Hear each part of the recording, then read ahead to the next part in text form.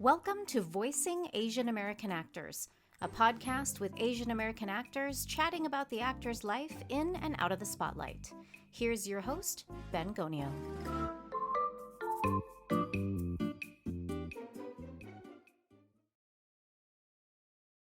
Hi, everyone. It's Ben Gonio here again with you on another episode of Voicing Asian American Actors podcast. I'm thrilled to have this guest and honored to have this guest that we have here today. Her name is Emy Baysic. She's performed in a lot of productions of Miss Saigon, including playing the lead role of Kim on Broadway, the Fifth Avenue Theater in Seattle, Theater Under the Stars in Houston and Maine, and Chicago at the Lincolnshire, where she garnered a Joseph Jefferson Award nomination for Best Actress in a Musical. And she also played Allie in Mamma Mia on the U.S. Broadway National Tour. She's played Marcy Park in the 25th annual Putnam County Spelling Bee musical in Massachusetts. Aisha in Children of Eden at the Paper Mill Playhouse, opposite the great Stephanie Mills, and Tup Tim and the King and I at the Civic Light Opera in Fullerton, California. She's also played Sister James in the play Doubt at South Carolina Repertory Company, one of my favorite plays. And she's also performed in several other regional theaters, musical shows, workshops, TV episodes, independent films. Probably too many to name. Emy is a good colleague. I've had the honor of working with her, and we'll probably go into that in this episode. And she is happily married to Noel Velez and is enjoying raising their two young children. Emy's a proud alumni of Whitney High School and UCLA. Ladies and gentlemen, let's welcome Emy Baysic. Hi, Emy. Can you hear me Hi. okay? Yeah, hold on one second. Can you Sure. you Hi. got it? Yes, we are Hi. on. Hi. So, let's jump right in, Emy. I think a little bit about how our paths crossed. You were involved in the Theater Under the Stars Tuts in Houston, and you played Miss in Miss Saigon in the role of Kim, and that was the first regional theater staging at the time. And I believe, what year was that? Do Oh, you I don't know. remember? It's like a long time ago. Yes. Well, I think it may have been sometime in 2001, 2002, but it was a wonderful experience just witnessing your talent in the round. And that was when I first really I had heard about your work. I and how strong it was, but when I saw it, I was really that time for me was because I consider myself more of an actor, Mm. a singer, and at the time, so when I came on, and there were a whole bunch of folks from the original Broadway production, I was very intimidated, and I just kind of humbly took on the role and just it was a master class for me. And watching your work was really inspiring, and I'll never forget that. You just never forget certain performances, and your performance in Kim in that one was really resonated for me. And Thank you went on you. subsequently to do another production of that here in Seattle at the Fifth Avenue Musical Theater Company Mm. with Heather Applianis-Gonio, my wife. Hi, Heather. So so let's jump right into it. That we elected to do a kind of a general interview format. My first question, I was thinking about this. How did you get your start? And a follow up question to that would be, what was the moment or the event, and if you can describe that that made you decide, okay, this is the path that I'm going to take for this part of my life. Well, okay, so high school. I went to Whitney High School. It's a high school. It's like a high school preparatory high school. Okay. Way back then, and they're all about going to Harvard, Yale, like all Wow. the major Yes. universities, and And I just think ever since I was like, we didn't really have, we had a drama class, but we had like, it's not like in terms of arts, I think we really didn't have anything. So what I did was I did, uh, talent shows. I'm Filipina and I dance Filipino dances. I sang Filipino songs. I joined, local dance troops, and Yeah. I just found myself loving to perform. And I also, in terms of dance, I was in high school cheerleading and song, and I just Wow. like performing in high school. Yeah. And back then it was like Whitney Houston, and Right. you Right. sing all the songs as a kid. Yeah. And I know for me it was, I guess it was always, performing was always like part of me. I always want to be in front of a stage and performing, perform. And I think that moment was, I guess when Whitney Houston was around, and uh, part of me was like, this is what I want to do. Now, mind you, I didn't even know what Broadway was back then, because like, I know there were shows, but I didn't even know that. But Right. how I came across to becoming a professional was I was touring um, uh, France. We did I was in a Filipino dance troupe, and we Okay. toured France, and someone had the Miss Saigon tape, and they played it on the bus, and I was like, what is this? And just from that moment on, I just memorized all the songs, and I would sing it every day, and I was driving people crazy. And my UCLA roommates were like, shut up, because I would sing in the shower in the morning the songs.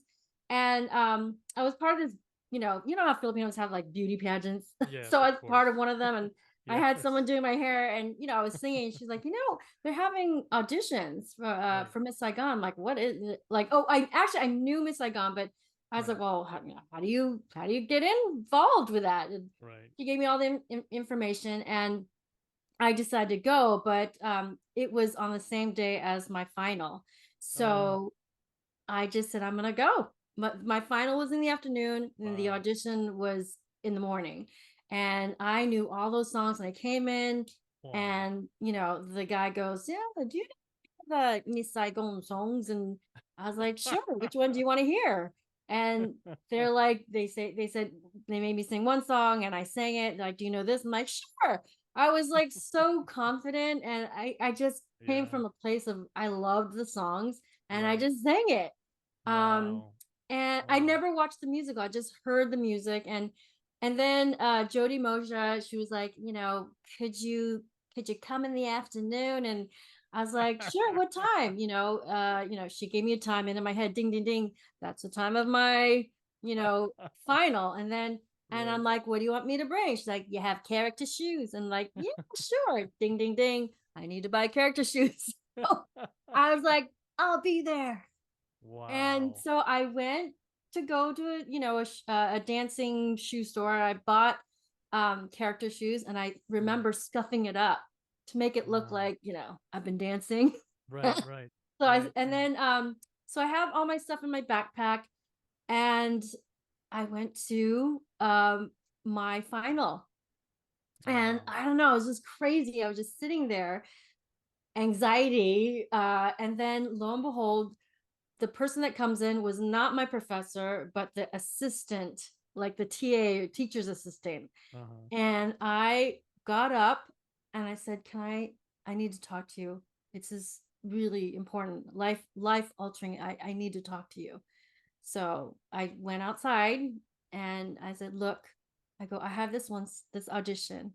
This is Mm-hmm. a once in a lifetime chance. If Mm-hmm. I don't go to this audition, it will, if I don't go, I know that I will miss the opportunity of my lifetime. If I go, Mm-hmm. it will change my life, the trajectory of my life. Wow. And Wow. she looked at me, she's like, go. She's like, you can, I'll give you permission. You could take your final, like in 2 days or whatever. And I Wow. looked at him like, thank you. Thank you. I went inside. Everybody was there, like looking at me like, what did she have to talk about? I grabbed my backpack with all my like scuffed new character Mm-hmm. shoes and all my Mm-hmm. my dance clothes, and like, see ya. don't want to be a bye. And the rest is history. I went into the audition. I was dancing. I was in, I took ballet classes in Mm. college. But all through in high school, I never took a dance. Well, no, I take that back. I took dance classes in junior high. Our high junior high did have that, but Mm. like it was not on the level that you see today, where parents take their kids to ballet and jazz. That was not me. It was like I just like whatever I could take. I took it if they offered the classes. So I just Wow. happened to be taking ballet classes during this time. Nothing major, but just a class. So I had Mhm. that in my background, and we were doing turns and all this stuff, and I was just like having fun, and then that was Wow. it. And I Wow. never heard, I didn't hear from them for I don't know how long. Like I was going back to school, and then next thing you know, I got a phone call from Vinny Liff. God Yeah. rest him. Hi Vinny. He's up in heaven now, but Oh, yeah. he's the one that gave me the information, and he's like, how would Sure. you feel? Could you leave in 2 weeks? I'm like, what, two Mm. weeks? Like I'm still in school. Like I gotta see if my parents are, will say it's okay. Wow. And I talked to my parents, and they're like, hey, this is your dream. Go for it. You can always finish school later on. So Right. I'm Right. like, that's it. All changed in Wow. like 2 weeks, He and that's my story. Vinny Liff obviously saw something special in you because my encounter with Vinny, and for those listeners who don't know Vinny, I hadn't known that he had passed away, but he was the casting director at the time, right, Emmy? Yeah, Vinny Liff And and Associates. yeah, and I had gotten my opportunity twice to audition, and once for the first national tour, and they wanted me to be in it, but at the time I got into drama school, and so Vinny took me aside and said, "This will always be here. You just got in." So it was his. I think it was his way of saying, "Let's get you developing a little bit more as a person, as an artist, and then Mm-hmm. we'll see you in 4 years." But obviously, like, wow, that is a really awesome story, Emmy. And were your, if you don't mind me asking, were your was your family supportive in your pursuit of Miss Saigon once you decided that that was what you wanted to pursue at that time? W- Yeah, I mean, my parents are the generation. I mean, they were working. Like they Yeah, came here and they just wanted to survive. They wanted to give us the best life. So yeah, I mean, like they were really busy. I was like it's like kind of latchkey kid where you yeah, kind of do it's your responsibility, whatever path you want to take. sure. You get the paperwork, you give it to your parents. Mm-hmm. Quite opposite from like nowadays. Like we as parents, like we're aware, we know, we are involved, and Right. and I don't, that's not they were there for me, but they Mm-hmm. they were working, So Sure. I mean, when it came to that point, like anytime there's they were supportive. Right. So like when I got the call and I asked them, "Are you okay with this?" They're like, "Go do what you want to do." You know what I mean? Wow. But it was never I never had the background like when I went to Broadway, and like everybody was like had taken lessons Right. like, since they were kids. Sure. And Sure. so I had to it's like I had to like, fast forward, the talent was there, but I made it an obligation. I made it like I made sure that I was well school like my schooling was, doing things, but I Right. also wanted to take classes because I wanted to, I was curious. I wanted to learn. I wanted, good a foundation. Sure. I cared Sure. that much about that, So Yeah, yeah, and I sense from what you're sharing with me too that you had a great deal of assertiveness and just a go-getter attitude, and that's everything. If like you feel, if one feels in their gut that they want to pursue something, because also what I sense is just sheer joy in the pursuit of it. You know what I mean? Just an excitement that I think carries us through some of the challenging times. That's I mean, at least that's what I picked up from what you just shared. And I know a lot of other narratives out there from the AAPI community around performing arts that obviously vary. There are some parents who are exhibiting a lot of protectiveness to the point of almost um, you know just it's still the kind of the natural inclinations of a young performing artist, and I think, I'm not going to go. We don't have enough time to go into cultural dialogue around this, Mm. um, but I have, and I can share this, and Heather won't mind. Heather came from very protected. She went for it in the same way that you went for it, and she was honored to do the show at the Fifth Avenue Theater. But she had an engineering degree. She went this path that, you know, she felt obligated to pursue because of her parents' expectation and that whole thing of I was a latchkey kid too, by the way, and Mm. yeah, so I totally get this thing, but there was a lot of inherent pressure on her, and I'm just so glad that she stuck it out. Now I tell her your engineering degree and the fact that you also pursue performing arts is a win-win situation for you because Mhm. it gives you a well-rounded um, kind of experience in life, and as my daughter who's 8 will learn from that. So Yeah. thank you for sharing. Now the other I wanted to touch on, just thinking about your work and in your bio, I was looking at, you've done plays, you've done all of these television shows, guest starring roles and such. I have two questions for you. One question was, you spent a lot of time playing Kim. Mm. Was there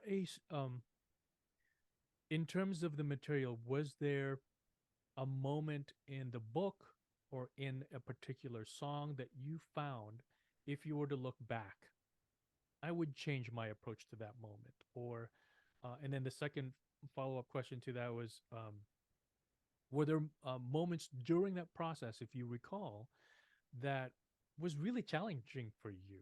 And then you can even go into like your other experiences, straight plays and television. Like, what was that thing that was, oh, I can't get over this, molehill, but So, uh, I'm gonna answer that in just the way I approach like acting. Mhm.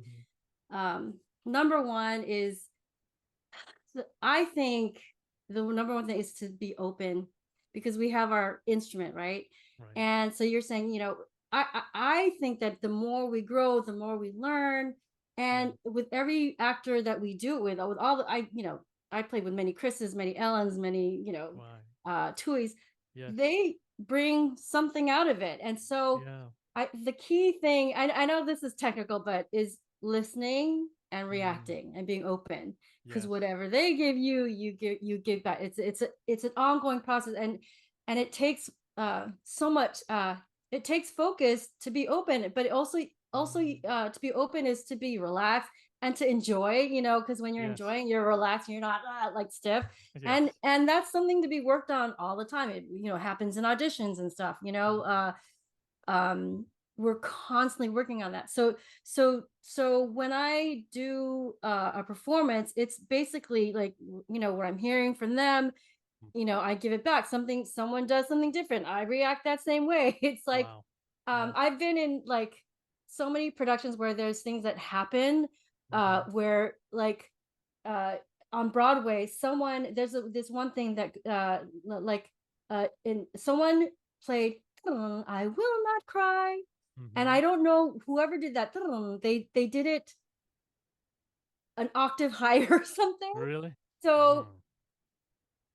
I didn't do I will not cry. I did it way high. Mhm. Everybody was like freaking out, like the people that sing after that. Uh-huh. But you just kind of have to go with it. And then Right. what I did is I sang it a little up higher, and then I made it into a speech, like, and if they hurt me, Mm. I'll just close my eyes. And then when they finally got on the right key, Mhm. and see the movie in my mind, and you just kind of have to go with it. Mm. And I did this Wow. other production where someone was playing I Give My Life for You, like in the wrong key, but I knew in my heart that my key was the right key. So they Wow. were playing it in the wrong key, I was singing it, I know, in the right key, because I was confident that is not the key.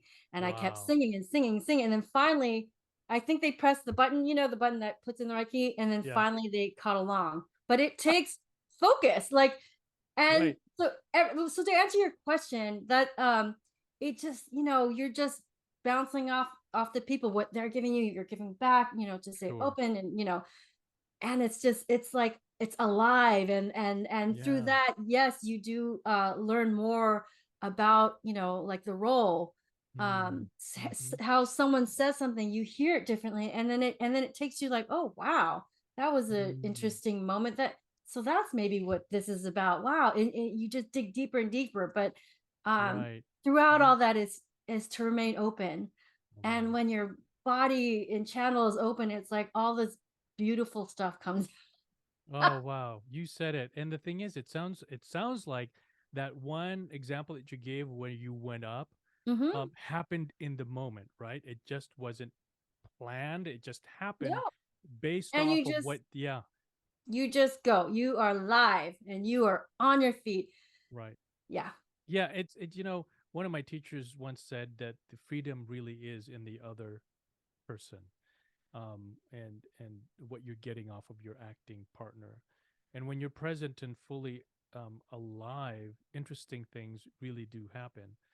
I remember in my own personal journey getting the schooling, like you were saying earlier, you were exposed to a lot of enrichment around performing arts when you were young.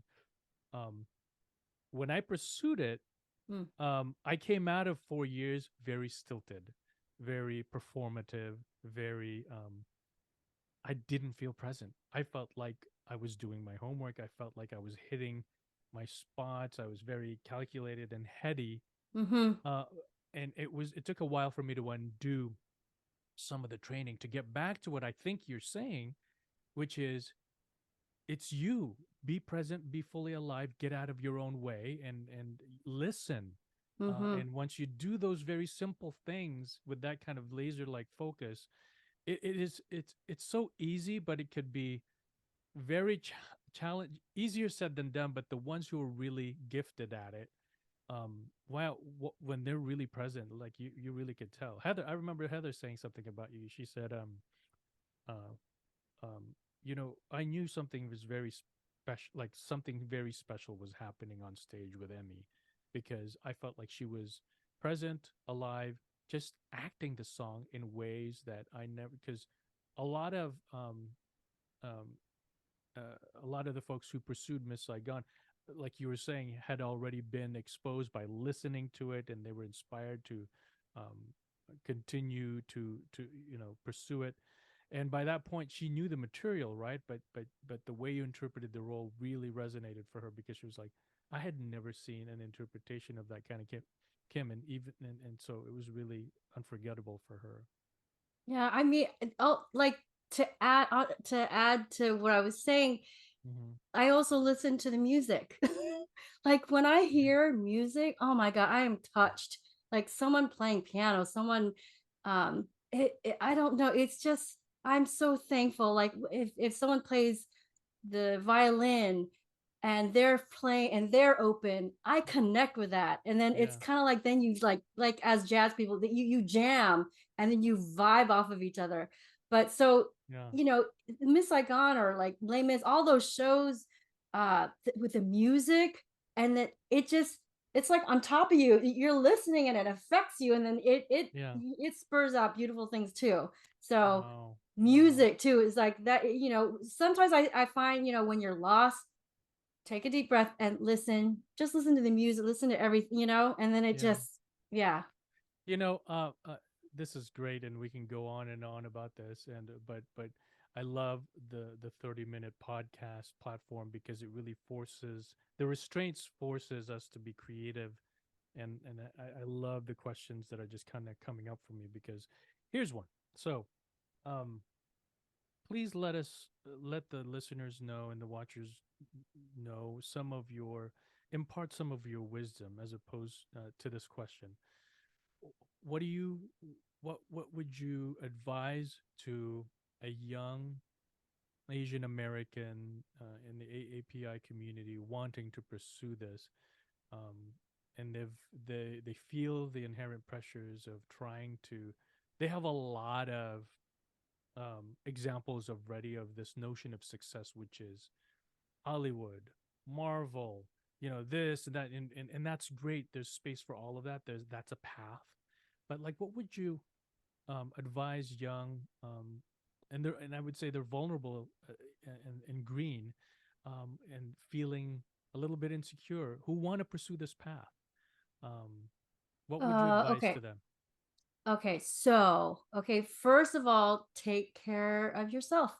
You got to Mm, take care of yourself, like, and really ask yourself. My acting teacher always told this to me.